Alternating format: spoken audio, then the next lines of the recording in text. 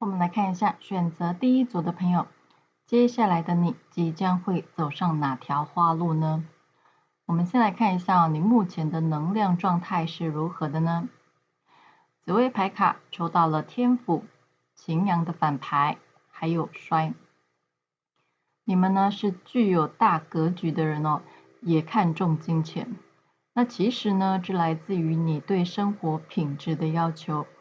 为了有余裕呢，去丰富自己的人生哦，赚钱理财应该是你的兴趣哦。那因为呢，对钱财具备了高度的敏感度，所以呢，也很适合从事金融业。那做人呢，不拘小节的特质，也很适合从事业务相关的工作。那你们投资的方式呢，是会以稳健的获利为主，像基金啊，或是土地、存钱等等哦，也很重视生活享受。那不管呢，你们生长在什么样的环境里面呢，你们呢总是能找到让自己过得惬意自在又舒服的小天地。那不过呢，擎羊的反牌哦，也显示你们最近行动力不够，做事呢一意孤行，听不进去别人的意见。虽然呢有些事哦想突破，想解决，但是哦却冲劲不足，做事不够积极或是不够果决。而衰这张牌则是表示哦，在前一阵子，你可能呢感觉到自己的运势往下走，面对很多的困难，心有余而力不足，常常呢会有一种无能为力的感觉哦。我们看到死神牌和宝剑六都是象征着一个想离开或是变动的能量哦。那可能呢，你之前面临到一种呢不得不离开或是被迫离开的状况哦，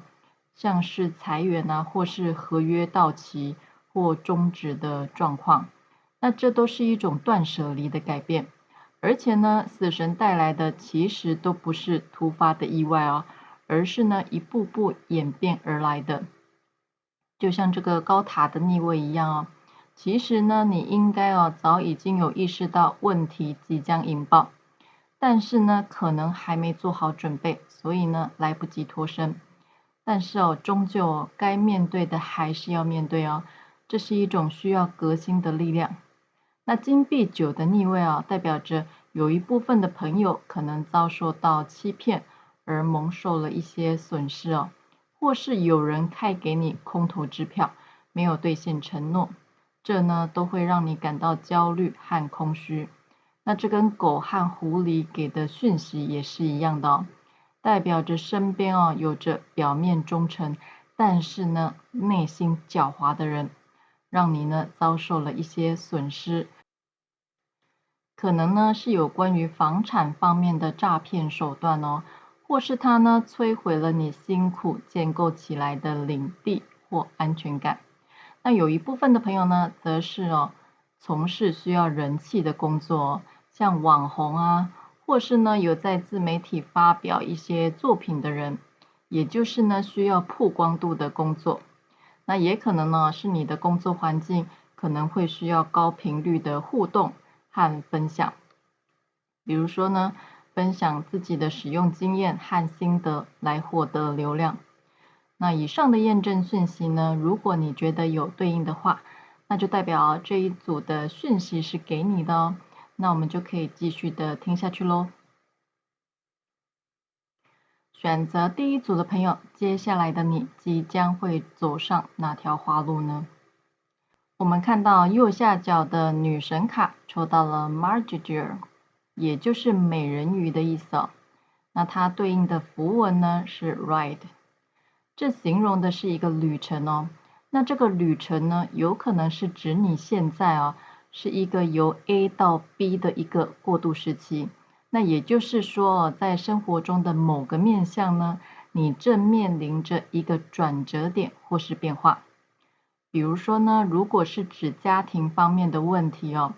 可能呢你们正面临着搬家，或是家族里面有个成员需要离开，去另一个环境，像出国读书，或是呢去另一个城市居住这样的状况。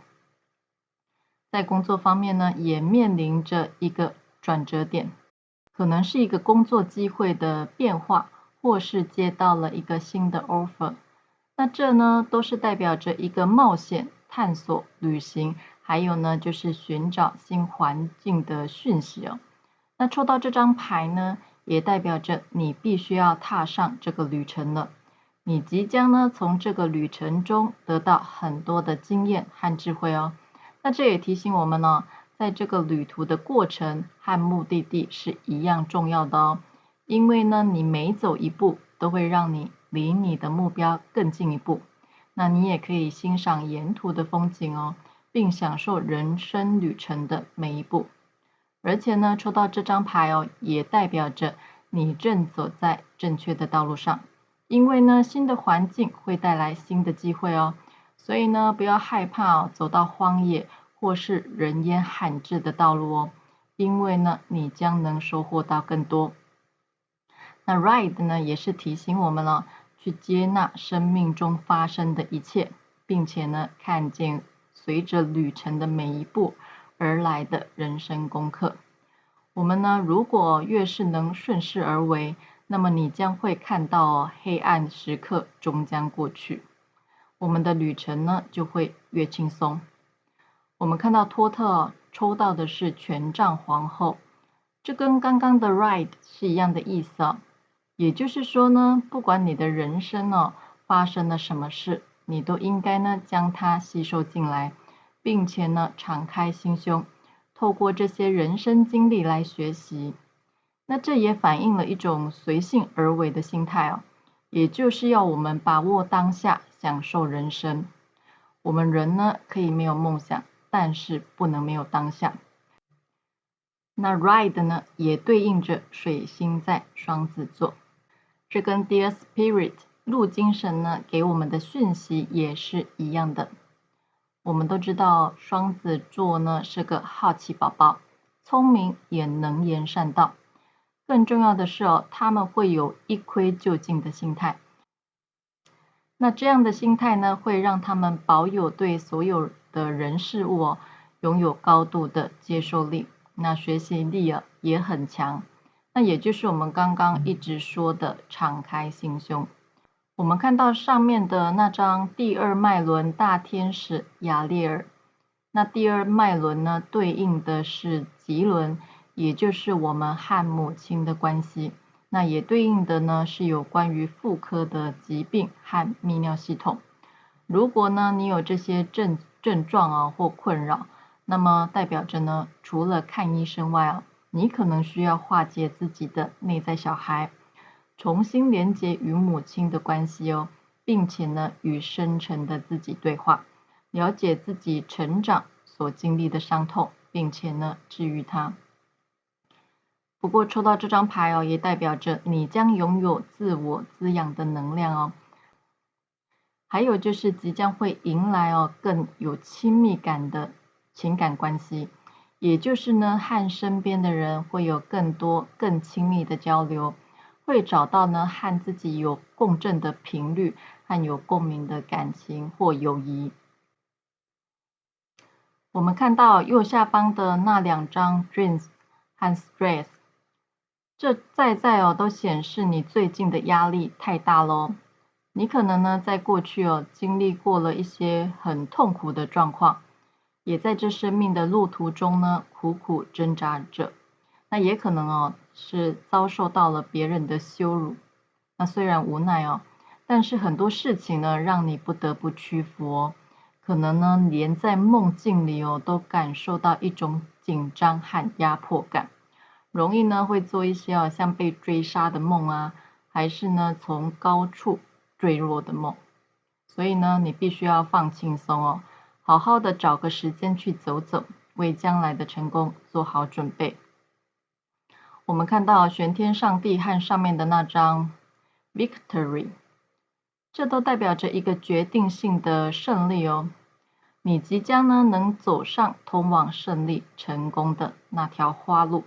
那关键的月份呢会是在7月。抽到这张牌代表你有机会能击败对手或敌人，赢得桂冠，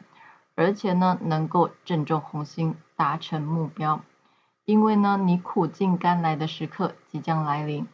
如果呢，你最近一直觉得心性不定，不知道呢这么做是不是对的，那么这也代表着对的时机还没到，所以呢，你不必勉强的去执行哦。但是呢，宇宙要你不需要担心哦，因为不久过后就会出现一个机缘哦，会让你改变这一切的不顺哦，而你的运呢也会因此而通畅，万事也可顺心。如果你能够遇见住在水边的人，或是呢姓名有水部的人，那么就能够让你锦上添花哦。但是要注意哦，这个人必须要是无意间遇见的，刻意的去认识是没有用的哦。等到时机到了，那么这个人呢自然会出现，你强求也没有用的哦。再来呢，我们来看一下塔罗牌给我们的讯息。我们看到圣杯国王和金币四的逆位，这都在显示你最近的消极和不安全感哦。那这也显示你必须把你的专注力移到更有意义和值得的事情上面，并且呢，要对过去的那一些痛苦和伤害释怀和谅解。虽然这很不容易哦。但是呢，一直陷在过往的那些经历呢，对自己是没有帮助的哦，也会阻碍你的成长。而权杖七和权杖四的逆位也代表着你的身边缺少了支持的力量，或是你现在的环境竞争比较激烈哦，也代表着你可能做的是一个过渡期的工作，一个暂时性的工作。那身边的这种不稳定的能量很强。这也代表着你需要有更坚强的意志和勇气，还有呢，就是对未来更清晰的规划来面对这一切哦。不过我们看到，在未来的你呢，将能扩展新的社交圈。我们看到花园、鱼这两张牌，在待业中的朋友呢，有机会能进到一个大而且优秀的公司。如果呢，你是从事跟一些公众事务相关的工作，比如说像客服或媒体相关、活动企划，或是需要获得流量，还有呢，就是一些提供民众咨询与服务等等的工作哦，这都能让你如鱼得水哦，能有更好的机会来执行一些新的企划，那也能够得到成功的改变或拓展自己的人际关系。那在感情方面呢，可能过去有一段让你刻骨铭心的感情哦，或是呢你也在这个关系中受到很深的伤害。那这个伤害和痛苦呢，深深的烙印在你的心上，那导致你可能无法接受下一段感情，或是开始游戏人间。那么我们看到男人和香炉，还有星和 arrow 剑这张牌哦，这代表着未来呢会有能同理或共情你的人出现哦，而这段关系呢也能让你的心灵得到治愈。你有可能会很快的坠入爱河，享受甜蜜的恋情。有伴侣的朋友呢，这边有被求婚的可能诶。我们看到戒指和钻石都显示着你们已经准备好往下一个阶段来迈进了，恭喜你们喽！再来呢，我们来看一下茶叶卡给我们什么讯息和关键字呢？首先是王冠，这跟 victory 还有权杖七这两张牌是一样的意思哦。这代表着胜利、成功，而你呢也能战胜生命中的挑战哦。你呢也能得到荣誉和别人的敬重。那深色的男人呢，则是代表着你可能会与深肤色或深发色的男人打交道，或是建立关系。不过呢，这看起来是一个不好的能量哦，因为后面的这张鲨鱼还有山丘都代表着这个是一个阻碍的能量哦，那也要留心诈骗的陷阱哦。公牛和权杖七也是一样的讯息哦。那在未来的挑战你更需要展现你的力量和毅力，千万不要因为反对而退缩，因为呢，你终将赢得胜利，而且会得到生命中的钻石，你将会收到生命中最珍贵的礼物哦。最后我们再来看一下易经，抽到的是第49卦的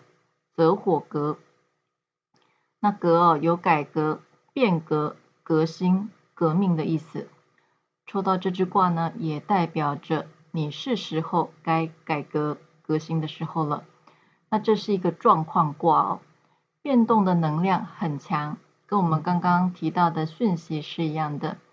但是呢，虽然情况不稳定、不明朗，但只要有心改变，重新再来过，成功的机会很大哦。那这也是告诉我们哦，做事不要固执不化、不知变通，也不要呢不接受别人的意见。那革呢，也是代表除去了毛的兽皮，也就是去除皮上的兽毛。那也有去无存精的意思哦。这个过程呢，是经过了清洗、火烤，让兽皮产生良性的变质后呢，再提供做成各种物品。那这也是告诉我们呢，在经历了这些人生的经历和淬炼之后呢，你可以将这些经验转化成人生的智慧，再经过自省把有用于你的留下来，把不适合你的丢弃。也就是呢，经过这些自省、革新和变革之后，在等待对的时机，你将能事半功倍哦，迎来成功。那最近的运势需要给自己多一点弹性哦，因为呢，穷则变，变则通，需要谋定而后动。如果呢，你当前有事卡关了，那代表着你呢，必须透过改革的手段，改变策略，这将能迎来转机哦。那创业的朋友呢，可以先苦后甜，努力最终呢是会有收获的哦。以上呢就是今天第一组的内容，希望能给你一点启发和帮助。我们下个占卜影片再见咯，拜拜。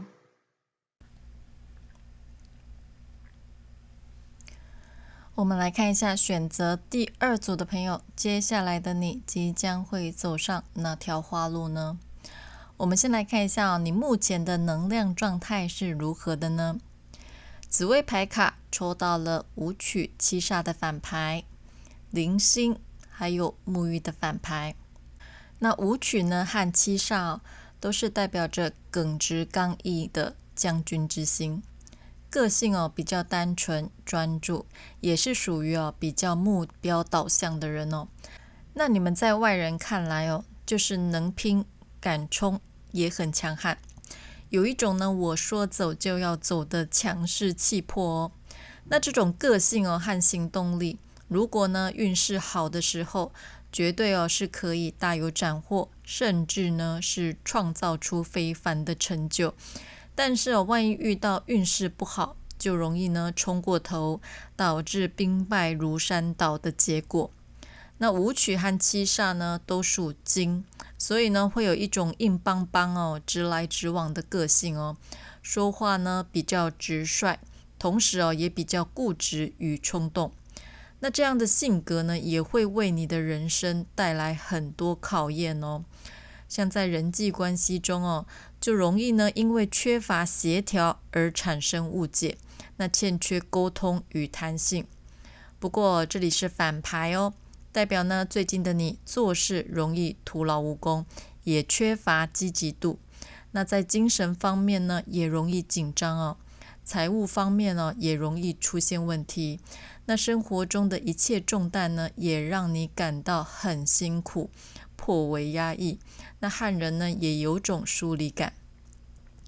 而沐浴的反牌呢在这里象征着好事不会发生，或者是呢原本属于你的喜事消失了，有一种呢原本已经到手的好事不成，就像是浴缸的水呢都倒出来了的这种感觉。那这同时也暗示着你呢可能在一种完全赤裸毫无防备的情况下呢，面对一种猝不及防的冲击而受到的伤害，因而呢使你感到遍体鳞伤哦。我们看到呢棺材这张牌哦，这代表着一个重大的损失哦，也象征着一种停滞不前的状况。那你可能呢会得知一些意外的讯息哦，可能呢是录取通知被取消了，或是刚要签订的合约，或是已经签订好的合作计划，突然呢被片面的反悔或是毁约。那这是一种突发的意外带来的停滞和打击哦。我们看到塔罗牌权杖一力量，权杖皇后都是逆位的，还有宝剑十这张牌，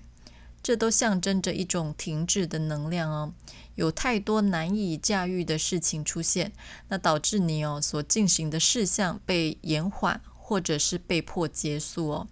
而且呢，你可能会有一种生命已经给你远远超过你所能克服的事项的这种感觉，这可能会让你产生有自我怀疑，或是呢丧失自信哦。那你现阶段面对人生的勇气呢已经减少了，只留下一种呢被击垮或是毫无希望的这种感觉。简单的来说，就是原本希望的事情无法实现，或是计划失败而让自己感到有点灰心和丧志哦。那不过这样的状态也可能呢为你开启另一条完全不同的赛道。金币三的出现也代表着你能得到不同领域的知识哦。你可能会通过学习、进修课程来完成不同的训练哦。而这呢，也会为你接下来的生命历程打下稳固的基础哦。那以上的验证讯息，如果你觉得有对应的话，那就代表这一组的讯息是给你的。那我们就可以继续的听下去咯。选择第二组的朋友，接下来的你即将会走上哪条花路呢？我们看到右下角的女神牌抽到了 Read。这象征着一种侵略、冲突和麻烦哦。这说明着呢，你有可能在过去或现在呢，正在遭受了来自外部或内在力量的威胁或冲突。跟这个狐狸牌还有 Mystery 一样，那这些牌卡的出现呢，也是在警告你要注意某种骗局、陷阱或是操弄着你的一切正在默默的发生。那这也象征着一种隐藏着的内部运作正在进行，而你必须要提高你的警觉哦，因为呢，魔鬼就藏在细节里，你需要小心的应对。我们看到这个 Fear 这张牌，有可能呢，你对于未来的不确定感会带给你这一种未知和恐惧的能量。不过宇宙呢，要你不用担心哦，因为 Read这张女神卡也对应到的符文是 Thurisaz。 这个符文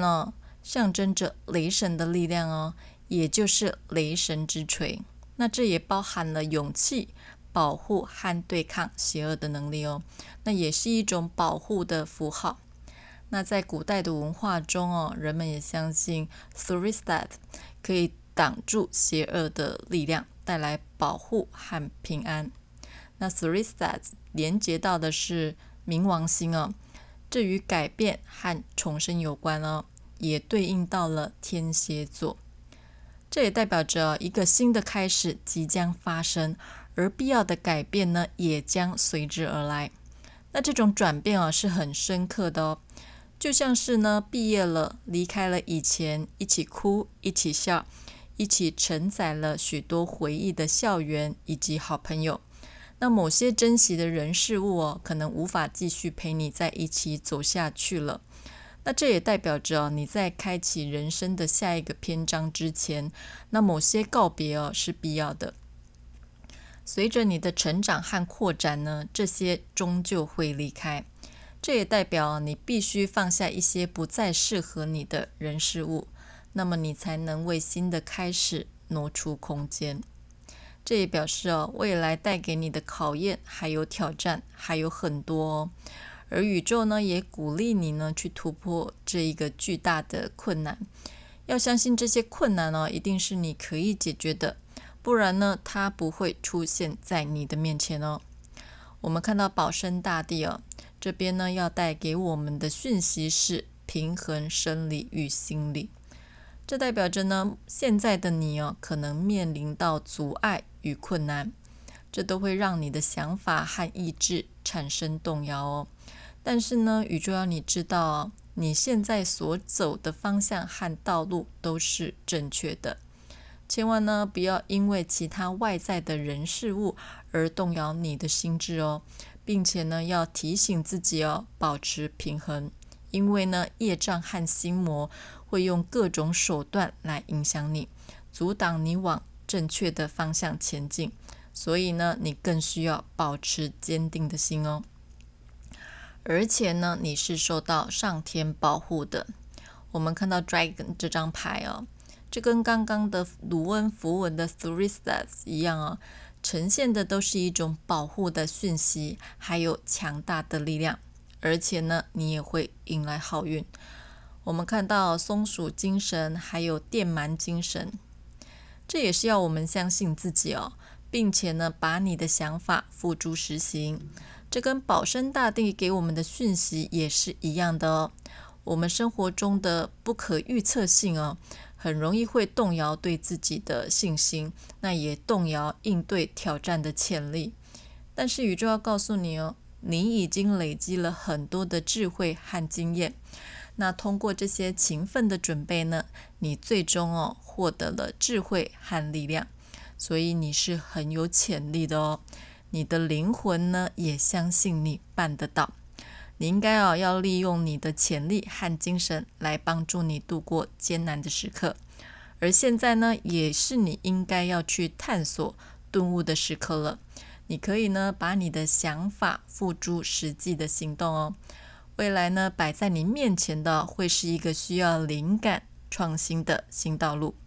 你需要努力的变革，并且学习。很快的你就会发现，这对你来说呢，其实并不困难，而你也能完成它。我们看到托特抽到的是 Completion 权杖4，这代表着一个能量的结束或是某件事情呢已经发展到一定的程度了，也有着承先启后的意思，跟刚刚的讯息呢也是一样的那抽到这张牌呢，也代表着过去的那些已经暂时的告一个段落咯。你也可以呢稍微暂停一下脚步，留下一点时间给自己。只要呢你的内心能保有宁静，并且呢把这些宁静投射到你的生活，你也可以真的成为你想要成为的人。我们看到第6脉轮大天使梅塔特隆这张牌，这代表着你在未来将能拥有更清楚的思路，还有更加广阔的视野。那新的观念呢正在成型当中，困惑的乌云也将渐渐的散开。这是一个新的开端那宇宙呢也鼓励你将专注力放在自己的愿景上。你可以想一下几年后的自己是什么样子的，每天呢用意念支持它，你也可以成为你想要成为的人再来我们来看一下塔罗牌给我们的讯息。我们看到这边宝剑十出现了2次，权杖十也出现了，这都跟刚刚的讯息一样也代表着一种情况的结束。那10号牌呢，强调的是一种传承与重新开始。宝剑十这10把剑插在背上也象征着可能遭受到背叛或小人的攻击而且呢是来的凶猛，无力招架。而权杖十呢，则是代表着你承担了太多不属于你责任范围内的事。你可能担了太多的责任和压力在你身上，压得你快喘不过气来了。不过还好已经走到10了，这也代表着背刺和重担你也将能慢慢的放下。圣杯2和戒指这都代表着一段关系的合作和承诺待业中的朋友呢，有可能与主管或面试官投缘而被录用。在工作上代表着和同事也能保持良好的关系。那如果呢需要异业合作、签约这方面的工作也会非常顺利哦。对方会愿意跟你合作，是因为喜欢你、信任你，而不是呢什么我要赚多少钱之类的哦。在感情方面呢更好，这象征着情感之间的流动无碍，可以带来平等愉快的互动，也可以体会到单纯的爱与美好。而树和隐者呢，还有刚刚的第六脉轮大天使梅塔特隆，都象征着你有可能经历过了这些世俗的试炼之后，会通过自省、思考和静心呢，去反思过去的自己是否需要改变。那这也会为你带来更健康的能量和人际关系哦。而花束这张牌呢，也带来成功和成长，这代表着一个礼物，就像这个钻石一样哦。你最终呢，也能获得你应得的荣耀与赞美。我们看到月亮牌还有树这张牌未来的你呢，即将能走上因为个人内在觉醒，还有在职场上透过努力稳步扎根，赢得漂亮的成绩单，而获得赞美和认可的那条花路哦。那关键的月份呢，会是在2月份，你可以期待一下哦。再来，我们来看一下茶叶卡给我们什么讯息和关键字呢？首先是断桥，这代表着过去你经历过的那些麻烦和指责，还有过往的那些冲突的能量，对你产生的伤害，连带着呢，也对你的身心灵造成一些损害哦。而椅子呢，则象征着有新的人正在进入你的生活之中，这可能代表着一个新的能量的流动哦，会为你带来希望和快乐。再来呢，是有关于家庭的悲伤，那这个悲伤的事情可能和家里的长辈有关系哦，要注意一下家里长辈的健康的状况哦。因为这个能量呢，会让你经历另一个灵性的觉知哦。再来呢是干草堆，这是告诉我们呢，不用担心那些坏人逍遥太久，因为呢，善有善报，恶有恶报，坏人自有天收，只是呢，可能时机还没到哦。再来是鹳鸟，这代表着一个新的商机，还有一个新的机会。而你呢，只要好好的把握这个机会，你将能获得胜利。最后我们再来看一下易经抽到的是第62卦的雷山小过。小过呢，有小小过失，稍微超过了一些，或是犯了一些小过错的意思。那这也是告诉我们如果呢你走在人生的道路上，发现有一些差错的时候，能够及早修正改善缺失，那么也不至于招致失败。能及时大事化小，小事化无，才是你应该学习的功课哦。这支卦也是要我们注意自己的人际关系哦。说话呢需要委婉，谨言慎行，不要得罪人哦。最近呢身边小人的能量很多，所以你必须要更自律，才能平安的度过目前这个不好的时机。处事呢也必须要冷静，多尊重他人，以和为贵。以上呢就是今天第2组的内容，希望能给你一点启发和帮助。我们下个占卜影片再见咯，拜拜。我们来看一下选择第3组的朋友，接下来的你即将会走上哪条花路呢？我们先来看一下你目前的能量状态是如何的呢？紫微牌卡抽到了武曲天府的反牌，陀螺诀的反牌。你们呢蛮务实的财运应该也不错，因为呢武曲和天府星都是属于财星，相较于呢武曲的努力耿直，天府则多了大格局的思考。那你们呢常常会去思考要怎么追求才会更有效率，要怎么工作才能赚得更多，所以呢也比较有谋略，行事比较灵活，也懂得变通哦。你们看重的不是蝇头小利哦，而是后面的金山银山。那这也会造就你做事比较有方法。那是个呢会用聪明的方式来做事的人也会追求效率，也会懂得替自己创造机会。我们看到牌卡上武曲的赚钱的齿轮在天府的大宅邸后面，这也象征着你呢能通过努力奋斗来得到成就，是属于适合自己创业的格局。不过呢，这里是反牌代表最近可能为钱财烦恼，或是呢一心想要赚大钱，总觉得呢钱不够用，也有破财的可能有可能呢因为某件事而花钱例如呢买一栋房子或是一部车，那也可能会透过借贷来开创事业陀螺和爵的反牌则是代表着目前遇到的障碍或是困难有了转圜的空间和时间，或是呢事情出现曙光有了重新开始的机会，可以脱离困境。不过要小心目前的能量比较内耗，遇事呢常常会感到纠结不干脆，那要小心过度的纠结也容易呢让好运与钱财呢从指缝中溜走。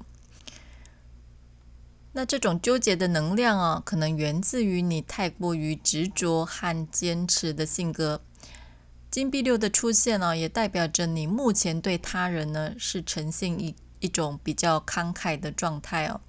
而过去的你呢有可能放了太多的精力在错误的事情上面。我们看到金币九是逆位的这代表着你过去可能因为缺乏自律而无法成功。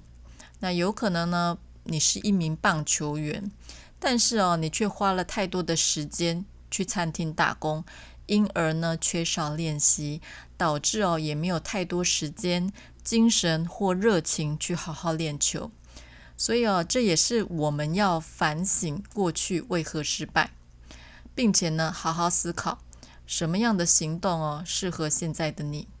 那有部分的人呢则是可能做了一份新工作，那结果呢又开始找下一份兼职工作，那导致两件事都做不好。而审判牌和宝剑皇后都显示了目前的你是有清晰的判断力的，那你也很理解你从过去生命中所经历的那些试炼和挑战中学习到了什么。那这是一个很重要的精神成长与学习因为你目前会有的醒悟这是个因果循环的课题带来的回报。那你现在所拥有的所有的东西都不是偶然的正是你过去呢所播下的种子，或是曾做过的努力之后的产物。我们常说审判就是一种总验收的时刻。那过去呢我们用心尽力的或是勇敢去面对的就会收到福报，但是我们想要忽略的逃避的也会变成我们要重修的功课那有部分的朋友呢可能正面临着转职或复职的机会，也有可能会重操旧业，重新面对挑战。金币七呢也是在说着一样的课题你可能呢必须从过去的经验中汲取一些对你未来有利的部分，好好的思考和计划未来的每一步。你有可能现在正在问自己，我应该往哪里走呢？或是呢未来的5年或10年我要何去何从呢？那现在正是思考和计划未来的时候所以你内心现在内心的小剧场很多，或是你可能在一个竞争很激烈的职场环境那在团体中呢可能每个人都有自己的意见，只认同自己的理念。那有可能一个同事为了出去玩而装病，结果呢另一个同事也仿效他，这种没完没了无止境的消耗着的一种能量而雷诺曼的小孩、棺材还有太阳哦，则代表着你过去的那种稚嫩哦、天真的时期的结束哦。这可能呢，随着在生活中的磨难哦和经历，慢慢的消失当中。那有可能以前的你哦，天真的认为我长大就能当总统，或是想要当一位律师，后来却发现呢，当总统呢也要有政党的支持，还不一定选得上。那想要当一位律师呢，也要考律师执照的这种醒悟哦。不过这种醒悟呢，同时也会带领着我们走向另一个阶段哦，这是肯定的。那你将能确认清楚自己未来要走的方向啊。以上的验证讯息呢，如果呢你觉得有对应的话，那就代表这一组的讯息哦是给你的哦。那我们就可以继续的听下去咯。选择第3组的朋友，接下来的你即将会走上哪条花路呢？我们先来看一下右上角的 Ruins 这张牌，这代表着毁灭、崩溃、毁坏，就像是一栋建筑物哦，经过了长时间的破坏和闲置之后呢，变成废墟的这种样子。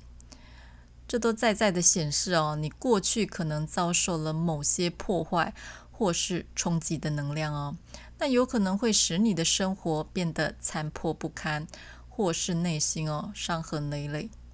不过就像审判牌在说的一样哦，这些冲击或破坏的能量哦，有可能是因为你的默许，或是不做任何改变，或甚至是你的选择而带来的一种因果业报的结果。所以呢，你也怨不得人。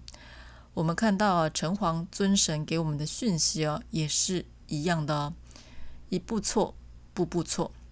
也就是说，你人生走的路途，那些经历过的挑战，能否趋吉避凶，全看你的行事方法，选择的方向是不是正确的，还有呢，就是你的心态而定哦。你应该先去反省和改正眼前的困境和问题，而不是呢将问题都怪罪到他人或别的事情上面哦。凡事呢必定都会有着前因和后果。那宇宙要你勇于的去面对现实。如果呢你仍旧要执着在你的幻想与执念当中，那么任谁呢也无法拯救你哦。因此呢，你必须要能断舍离，舍弃一些不利于你的事物，并且勇敢地接受别人的帮助和建言。这样呢，你才能看清这一切的真实样貌，也才能迎来重生的那一天哦。我们看到 Dreams 和 Resentment 这2张牌哦，有可能呢，你经历了过去的这些事哦，甚至呢，连在梦境中也还在做着愤慨、愤怒，或者是充满怨恨的情绪的这种梦境哦，让自己呢白天的情绪也遭受到干扰。建议你应该要好好的面对目前生命中的缺失。那我们看到右下角的女神卡抽到了 Freak， 这代表的是一种家族的爱一种永恒的爱，而你呢也是受到爱围绕的那这是一个稳定的能量就像是母亲的爱也是无限大、无条件的付出。这跟动物神谕卡给我们的讯息也是一样的。我们看到这张夜莺精神的这张牌当你在黑夜之中呢，一片漆黑，天空中也看不到星星，感觉呢好像看不到未来，也看不到明天。那好像一切都静止了，那也看不到明天的太阳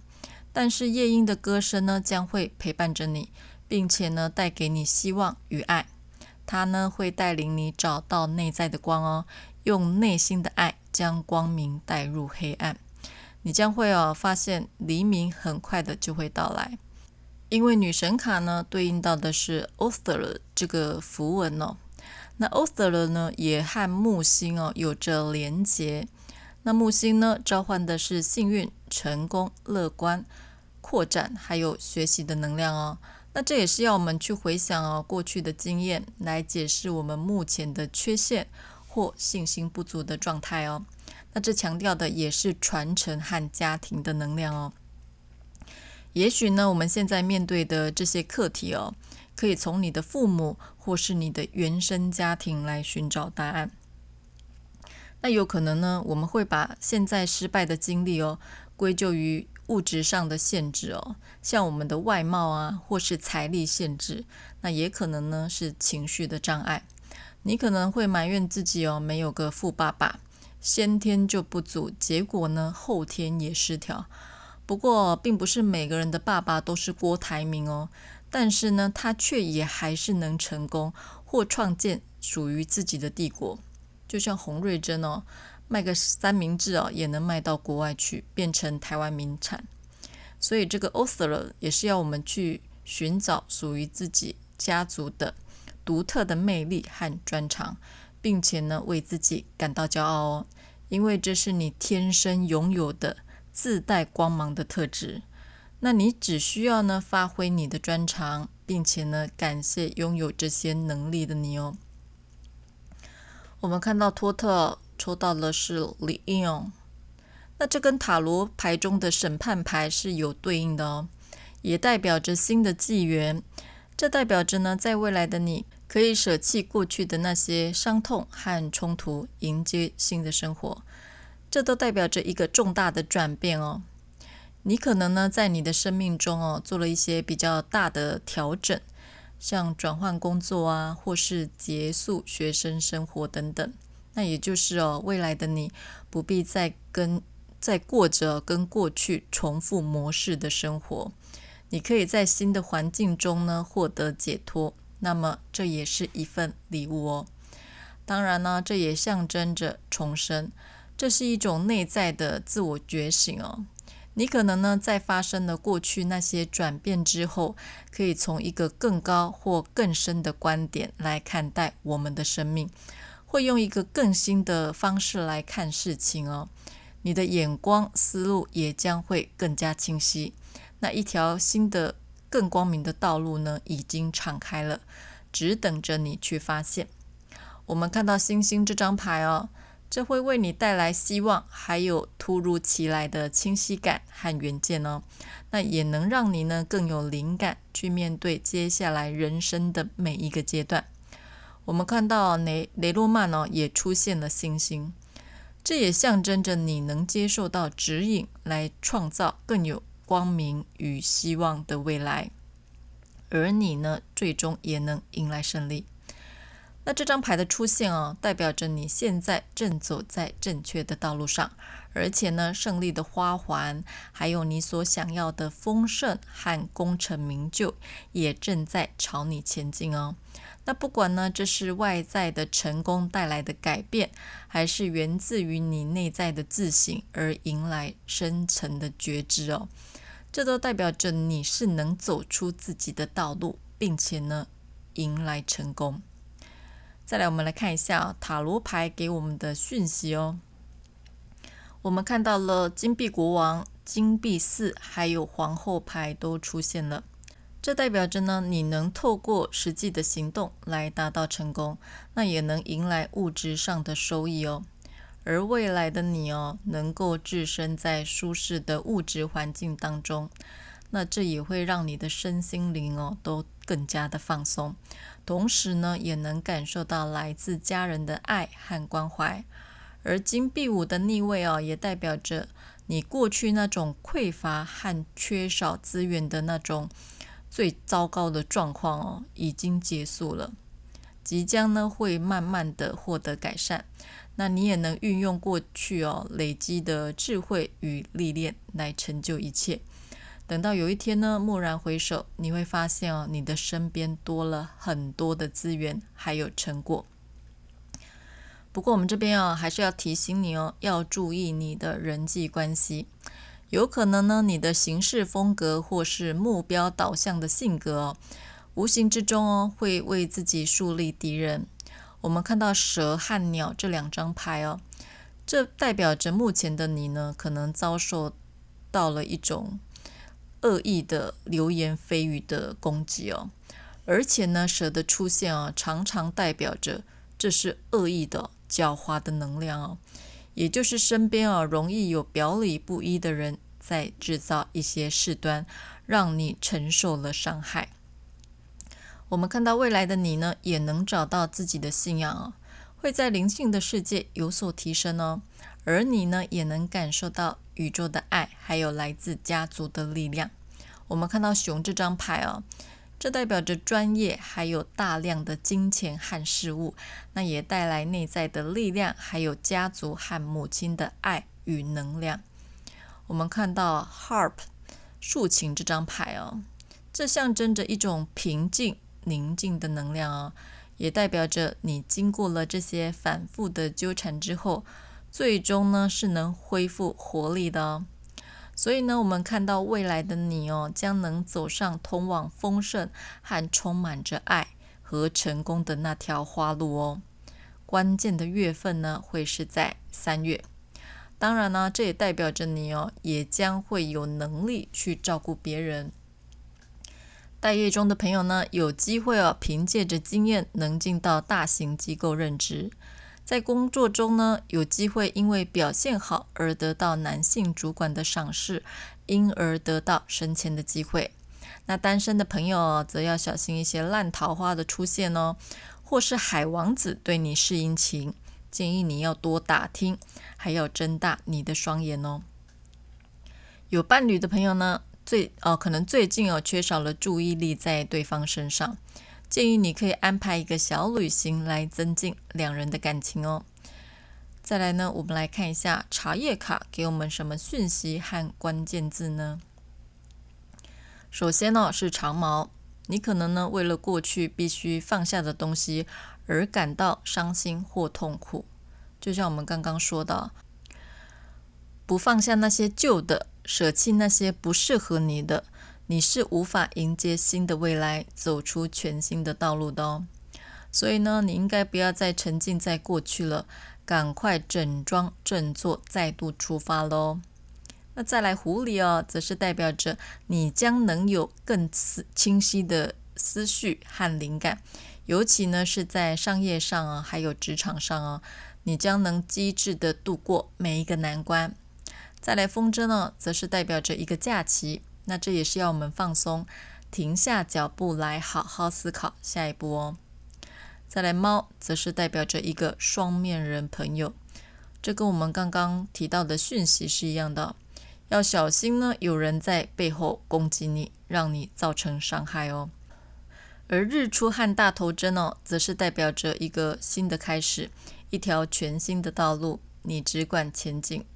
那不管怎样这都代表着一个很大的转变会来到你的生命之中。再来鸟巢代表着一个充满爱的家庭，这跟我们刚刚说的卢恩符文的家族能量是一样的充满爱的家庭能让你感受到安全还有关怀，而你也更能无后顾之忧的去往前冲刺，因为你知道永远有人在背后支持着你，保护着你的最后我们再来看一下易经，抽到的是第34卦的雷天大壮。壮呢有强大壮大的意思这也是一只盛气凌人之卦那抽到这只卦呢，也代表着你如果有想要做的事，比较适合一个人完成，不适合和人合伙，因为可能会缺乏协调的人容易发生一些冲突。那这只卦也是告诉我们未来的你呢，有可能通过自己的努力，一鸣惊人，能够得到大家的注意，来获得名气。那不过呢，在赢得知名度与众人的掌声后这也是提醒我们在气势旺的时候，要懂得收敛，同时呢，要提高自我要求，不断精进，才能赢得他人的尊重与信赖千万不要为了推销自己的产品，做了浮夸不实，或是做出不负责任的承诺，这样呢，容易被大众所唾弃未来的运势不错哦，能够获得很高的名气，但是要检视一下自己哦，有没有名不符实，以免呢可能会从天堂掉下来地狱。最近哦，做事也不要太张扬哦，尽量保持低调。因为这个卦哦，虽然有名气，但是也常常容易伴随着损害。而且呢，做事哦应该保持冷静思考，谋定而后动。太高调哦，容易招致失败。那建议话呢，也别说得太满，以免呢谎言泡泡被戳破之后，只落得尴尬的下场哦。那以上呢就是今天第3组的内容，希望能给你一点启发和帮助。我们下个占卜影片再见喽，拜拜。